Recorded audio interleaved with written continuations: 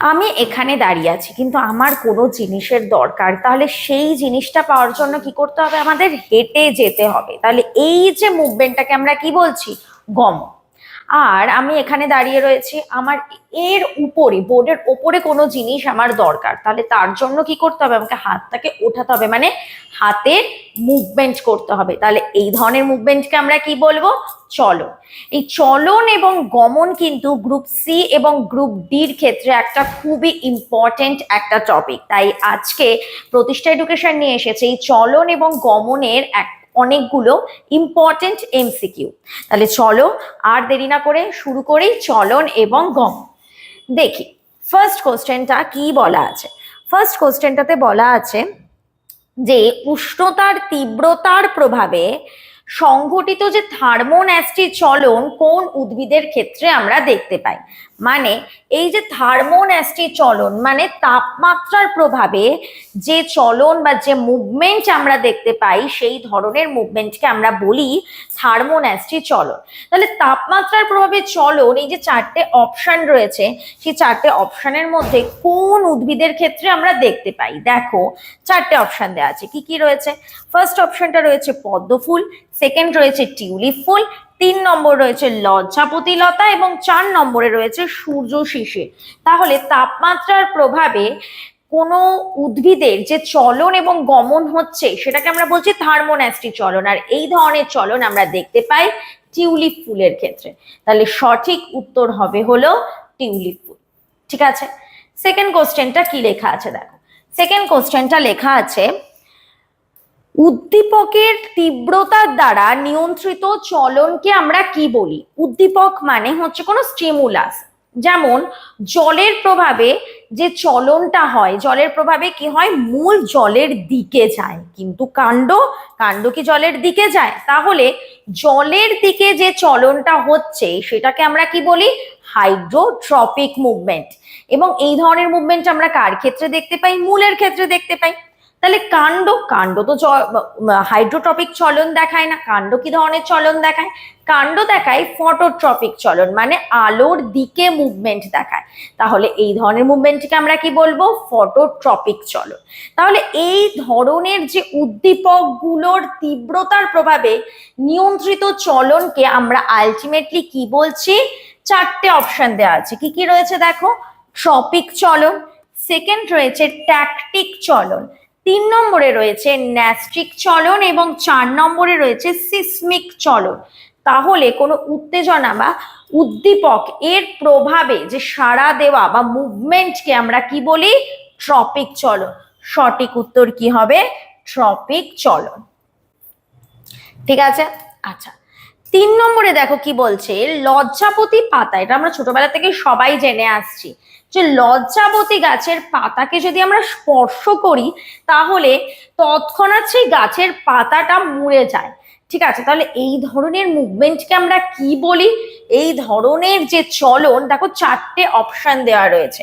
কি কি সেই চারটে অপশন রয়েছে দেখো? হাইপোন্যাস্টি চলন, 2 নম্বরে রয়েছে কেমোন্যাস্টি চলন এবং 3 নম্বরে রয়েছে নিকটোন্যাস্টি চলন এবং 4 নম্বরে রয়েছে হচ্ছে সিসমোন্যাস্টি চলন। সঠিক উত্তর কোনটা হবে? সঠিক উত্তর হবে হচ্ছে সিসমোন্যাস্টি চলন। কেন? দেখো লজ্জাপতি গাছের পাতায় যখন আমরা টাচ করছি তখন সেটা কি ধরনের চলন দেখায়?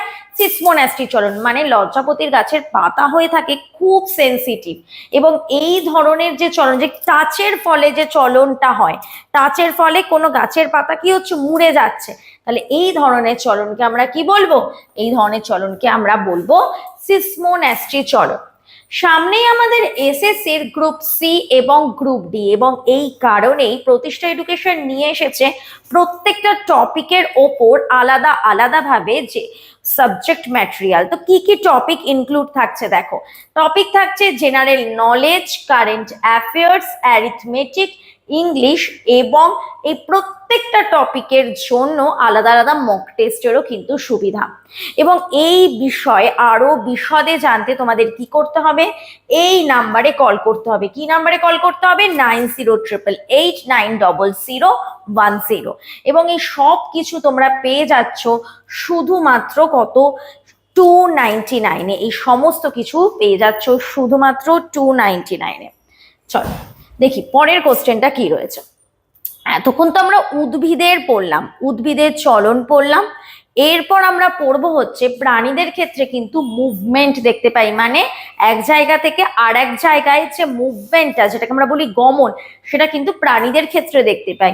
কিন্তু উদ্ভিদের ক্ষেত্রে এই গমনটা আমরা দেখতে পাই না, উদ্ভিদের ক্ষেত্রে আমরা যে মুভমেন্টটা দেখতে পাই সেটাকে আমরা চলন বলছি।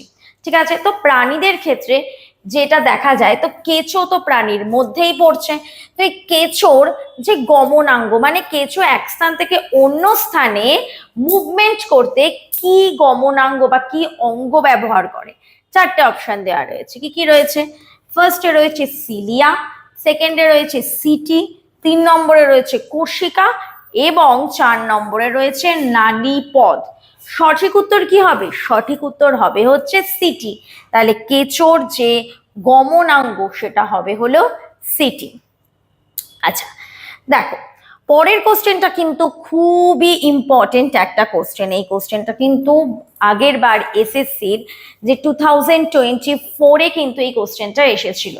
কি বলছে দেখো, লুপিং। লুপিং হচ্ছে কোন প্রাণীর গমনাঙ্গ? ঠিক আছে, লুপিং হলো কোন প্রাণীর গমনাঙ্গ? ঠিক আছে, এটা হবে না। তাকে দেখো চারটে অপশন দেওয়া রয়েছে। চারটে অপশনের মধ্যে কি কি রয়েছে? ফার্স্ট অপশনে রয়েছে তারা মাছ, সেকেন্ড অপশনে রয়েছে শামুক, 3 নম্বরে রয়েছে হচ্ছে হাইড্রা এবং 4 নম্বরে রয়েছে হচ্ছে অ্যামিবা। খুব ইম্পর্টেন্ট কোশ্চেন, সবাই ভালো করে দেখে নাও যে লুপিং হলো কোন প্রাণীর গমনাঙ্গ। সঠিক উত্তর কোনটা হবে? সঠিক উত্তর হবে হলো তারা মাছ, বা যেটাকে আমরা ইংলিশে বলি হলো স্টারফিশ। সঠিক উত্তর হবে হচ্ছে স্টারফিশ। এই স্টারফিশ, তোমরা আমাকে বলো যে এই স্টারফিশ কোন ফাইলামের আন্ডারে পড়ছে? এই স্টারফিশ অ্যানিমাল কিংডমের কোন ফাইলামের আন্ডারে পড়ছে নিচে তোমরা কমেন্টে লিখে পাঠাও। আচ্ছা, তারপরের কোশ্চেনটা দেখো কি বলেছে। বলেছে মানুষের করটির অস্থিগুলো কি? মানুষের যে করটি মানে যে ব্রেন, সেই ব্রেনের ভেতরে যে অস্থিগুলো রয়েছে সেই অস্থিগুলো কি কি? চারটে অপশন দেওয়া রয়েছে। কি কি রয়েছে? টেম্পোরাল, ফ্রন্টাল, ভোমার এবং প্যালাইটাই। তাহলে সঠিক উত্তর কোনটা হবে? সঠিক উত্তর হবে হচ্ছে, সঠিক উত্তর কোনটা হবে? সঠিক উত্তর হবে হচ্ছে টেম্পোরাল। মানুষের করটির ভেতরে যে অস্থিগুলো রয়েছে সেটাকে আমরা বলি হচ্ছে টেম্পোরাল। ঠিক আছে, তারপরের কোশ্চেনটা দেখো। তারপরের কোশ্চেনটা কি বলেছে? তারপরের কোশ্চেনে লিখেছে যে বেশিরভাগ মাছই তো জলে ডুবে যায় না, মাছ তো জলে সাঁতার কাটে, তাহলে কেন? আমরা তো সহজে জলে সাঁতার কাটতে পারি না। মাছের ক্ষেত্রে এমন কি অঙ্গ প্রেজেন্ট রয়েছে যার জন্য মাছ জলে ডুবে যায় না? তাহলে মাছের শরীরে রয়েছে পটকা, এই জন্য মাছ বিভিন্ন গভীরতায় খুবই সহজে ভেসে থাকতে পারে এবং সাঁতার কাটতে পারে, সহজে ডুবে যায় না। তাহলে সঠিক উত্তর কি হবে? সঠিক উত্তর হবে হচ্ছে পটকা। তারপর দেখো, তারপর কোশ্চেনটা রয়েছে হচ্ছে মাংসপেশির সংকোচনশীল প্রোটিনগুলো কি কি? দেখো, যে প্রোটিনগুলো আমাদের মুভমেন্টে হেল্প করে, যাদের সংকোচন এবং প্রসারণের ফলে আমরা মুভমেন্ট করতে পারি, হাতে মুভমেন্ট করতে পারছি, পায়ের মুভমেন্ট করতে পারছি, তাহলে এখানে আমাদের কি প্রোটিন উপস্থিত রয়েছে? এখানে আমাদের প্রোটিন উপস্থিত রয়েছে অ্যাক্টিন এবং মায়োসিন। খুব ইম্পর্টেন্ট এই কোশ্চেনটা, ভালো করে দেখে নাও। মাংসপেশি সংকোচনশীল প্রোটন যাদের রিল্যাক্সেশন এবং সংকোচন এবং প্রসারণের ফলে আমাদের হাতের মুভমেন্ট হয়, সেইখানে কি প্রোটিন উপস্থিত রয়েছে? সেখানে রয়েছে অ্যাক্টিন এবং মায়োসিন। আচ্ছা, পরের কোশ্চেনটা দেখো, এটা খুবই ইম্পর্টেন্ট একটা কারেন্ট অ্যাফেয়ার্সও আমরা বলতে পারি এখান থেকে। খুব ইম্পর্টেন্ট একটা জিকে বা জেনারেল নলেজের একটা খুব ইম্পর্টেন্ট কোশ্চেন কিন্তু এখান থেকে আসতে পারে। কি কোশ্চেন লেখা আছে দেখো, একমাত্র পাখি যে পেছনের দিকে উঠতে পারে, চারটে অপশন রয়েছে। আমরা দেখো আমাদের বাড়ির চারপাশে চড়ুই পাখি, কোয়েল এগুলো তো দেখতেই পাই। এছাড়া হচ্ছে সাইবেরিয়ান ফ্রেন এবং হামিং বার্ড, এই দুটো অপশনের মধ্যে তোমাদের গন্ডগোল হতে পারে যে অপশনের সঠিক উত্তরটা কোনটা হবে। কারণ আমরা তো জানি চড়ুই আর কোয়েল তো হবে না, কারণ এগুলোকে আমরা প্রতিদিনই কি হয় ঘরের বাইরে দেখতে পাই। তো সঠিক উত্তর কোনটা হবে? সঠিক উত্তর হবে হচ্ছে হামিং বার্ড। হামিং বার্ড কিন্তু পেছনের দিকে উঠতে পারে। দেখো পরের কোশ্চেনটা কি বলেছে। পরের কোশ্চেনটা বলছে টেন্ডন এবং লিগামেন্ট এরা কি ধরনের টিস্যু। দেখো এর যোগ কলা হচ্ছে, রক্ত হলো এক ধরনের যোগ কলা বা কানেকটিভ টিস্যু যাকে আমরা বলি। আবরণী কলা, এটা নাম দেখেই বুঝতে পারছো যে ধরনের টিস্যু কোনো অঙ্গকে কি করতে পারে, আবরণ করতে হেল্প করে। যেমন স্কিনের এপিডার্মিস যে লেয়ারটা সেটা হচ্ছে আবরণী কলা। পেশি কলা কি? পেশি কলা হচ্ছে আমাদের মুভমেন্টে হেল্প করে সংকোচন এবং প্রসারণের মাধ্যমে। 4 নম্বর হচ্ছে কঙ্কাল কলা, আমাদের শরীরের ভেতরের যে কলাটা থাকে যেটাকে আমরা বলি হচ্ছে কঙ্কাল কলা। তাহলে সঠিক উত্তর কোনটা হবে? টেন্ডন এবং লিগামেন্ট এগুলোর সঠিক উত্তর হবে। এগুলো কি ধরনের কলা? এগুলো হচ্ছে যোগ কলা। আচ্ছা, তারপরের কোশ্চেনটা দেখো কি বলেছে, ড্রসেরাতে যে রোমের সঞ্চালন হয় তাকে কি বলে? 4টে অপশন রয়েছে, হেলিওট্রপিজম, থিগমোট্রপিজম, ফটোনাস্টিক এবং সিসমোনাস্টিক। মানে এখানে কি হয়, খুব টাচের ফলে কোনো বাতাসের মুভমেন্টের ফলে যে সঞ্চালনটা হয় সেটাকে আমরা বলি হচ্ছে থিগমোট্রপিজম। কাণ্ড, কাণ্ড সাধারণত কি ধরনের হয়? কাণ্ড কি? দেখো 4টে অপশন দেওয়া রয়েছে। একটা রয়েছে আলোক অনুকূলবর্তী, মানে আলোর দিকে যায়। আলোক প্রতিকূলবর্তী, মানে আলোর দিকে যায় না, আলো যদি এদিকে হয় আলোর অপোজিটে যায়।